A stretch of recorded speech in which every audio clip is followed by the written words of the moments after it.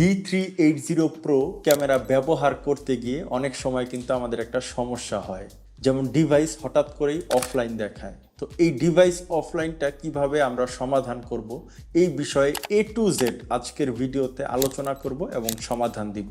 তো চলুন শুরু করি।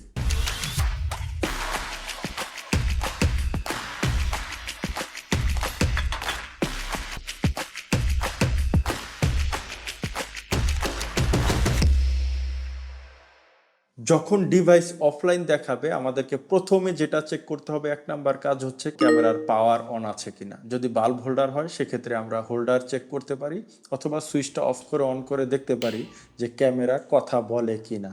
অথবা ক্যামেরার মধ্যে যদি কোনো এলইডি ইন্ডিকেটর থাকে সেটা কোনো সিগন্যাল দেয় কিনা। যদি এই দুইটা ওকে থাকে তাহলে আমরা বুঝলাম যে ক্যামেরা পাওয়ার অন আছে।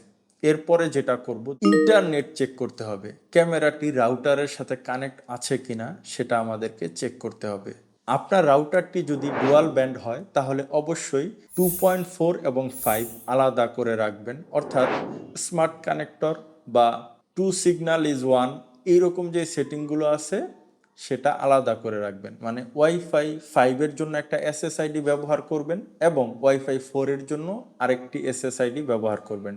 কারণ সাধারণত ওয়াইফাই ক্যামেরাগুলো ওয়াইফাই 2.4 অথবা যেটাকে আমরা বলি যে ওয়াইফাই 4 টেকনোলজি সাপোর্ট করে।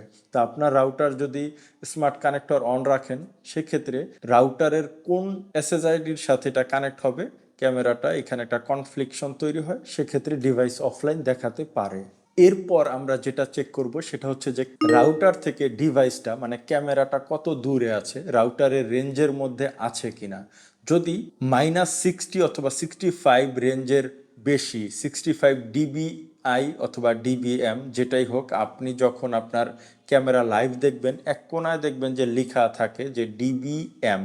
তো এটা কত আছে, যদি -65 বা তার কম থাকে -60, তাহলে কিন্তু ভালো রেঞ্জে আছে। কিন্তু যদি আর বেশি হয়ে যায়, বেশিরভাগ রাউটার কিন্তু এর বেশি হলে ভালো সার্ভিস দেয় না।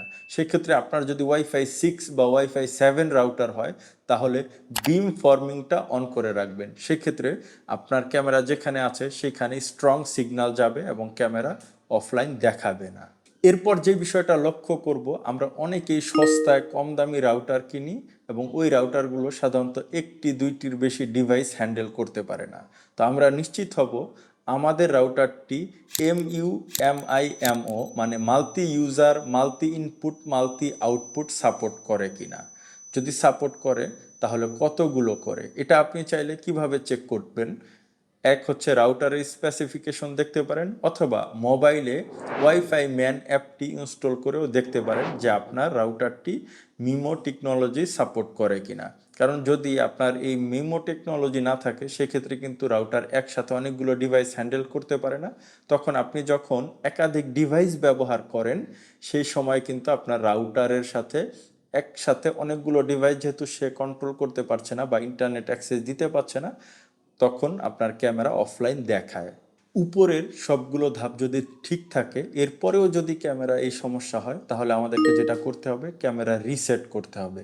ক্যামেরা রিসেট করার পর ক্যামেরা নতুন যেভাবে আমরা কানেক্ট করেছিলাম পুনরায় ঠিক সেইভাবে আমরা আবার রাউটারের সাথে ক্যামেরাটি কানেক্ট করব।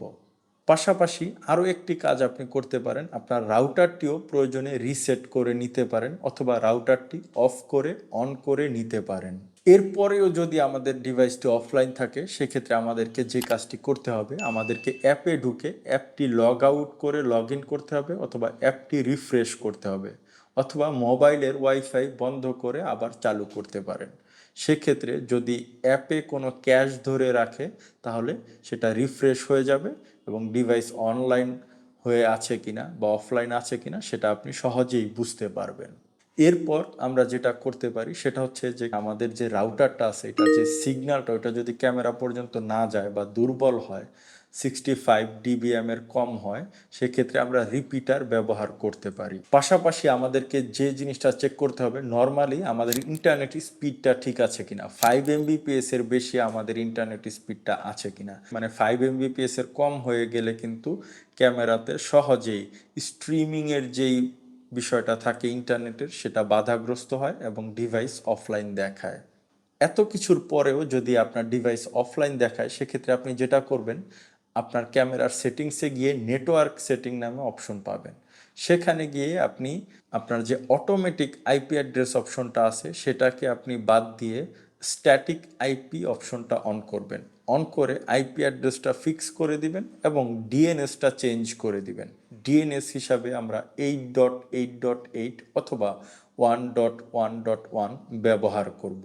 তাহলে আমাদের রাউটারের মধ্যে যে আইপি অ্যাড্রেস লিজ টাইম যেটা থাকে, সেই টাইমটার যে সমস্যা তৈরি হয়, যে একটা সময় পর আইপি অ্যাড্রেস চেঞ্জ হয়ে যায়, সেই সমস্যাটা আর হবে না। ক্যামেরাটা একটা নির্দিষ্ট আইপি অ্যাড্রেসেই সবসময় কানেক্ট থাকবে এবং ডিভাইস অফলাইন বা বাফারিংয়ের যে ইস্যুটা থাকে সেটা দূর হয়ে যাবে।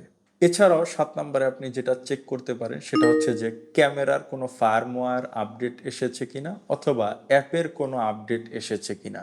যদি অ্যাপের বা ফার্মওয়্যারের কোনো আপডেট এসে থাকে, সেই আপডেটটা আপনি করে নেবেন, তাহলেও সমস্যাটি সমাধান হয়ে যাবে।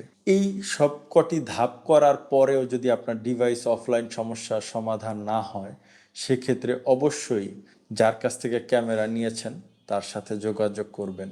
ক্যামেরাতে কোনো ইস্যু আছে কিনা বা ক্যামেরার অন্য কোনো সমস্যা আছে কিনা সে অনুযায়ী আপনি সার্ভিস করাতে পারেন, অথবা অন্য কোনো রাউটারের সাথে ক্যামেরাটি কানেক্ট হয়ে সঠিকভাবে কাজ করে কিনা সেটাও চেক করে নিতে পারেন।